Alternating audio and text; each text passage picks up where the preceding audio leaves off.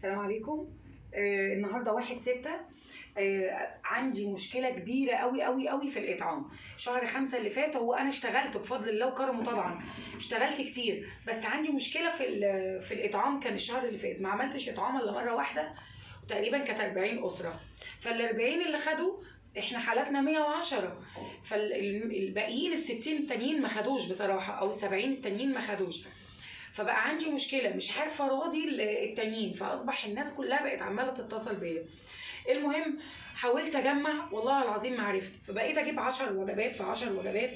طبعا الرز جبت 60 كيلو رز، ال 60 كيلو عمل حوالي 1500 جنيه. جبت فراخ، ال 10 وجبات، ال 10 وجبات حوالي برضو حوالي 1000 جنيه.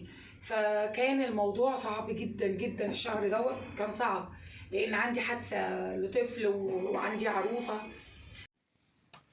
هو شهر 5 بصراحة أنا ما عملتش فيه طعم إلا مرة واحدة بس ده برضو ما يمنعش إن أنا اشتغلت كتير قوي قوي، بفضل الله وكرمه، بفضل الله وكرمه. اشتغلت على عروسة، جت فلوسها برضو على طول. اشتغلت على علاج المسنين، على إطعام أسر، كشفت على ناس ياما قوي، كذا حالة على فكرة، على النضارات، على لأ، عملنا إطعام، عملنا كشف وعلاجات وستر ناس جوه بيوتها.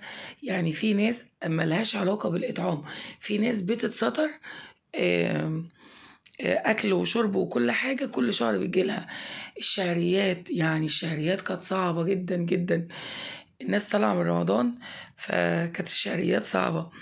ده برضو الشهريات كانت صعبة جدا، وكانت أزمة بالنسبة لي برضو الشهر ده، لأن ناس كتير والفلوس ما بقتش بتكفي، وانا مش بزود. وبرضه الناس اللي خدت في الاطعام في ناس تانية بديها الاطعام الشهر اللي فات هديها طبعا، لان عدى كتير. في ناس ازواجها مسجونه، وفي ناس مطلقه، وفي ناس ارامل، وفي ناس مسنين، في ناس حالتهم كرب مع ازواجهم برضو. المهم حراضي اللي حراضيه، وان شاء الله هعمل اطعام اكتر من ده كمان. هقول لكم كمان على فكره هعملها مع الاطعام دوت، هي فكره العسل. بصوا انا رحت هعمل فيديو تاني للعسل.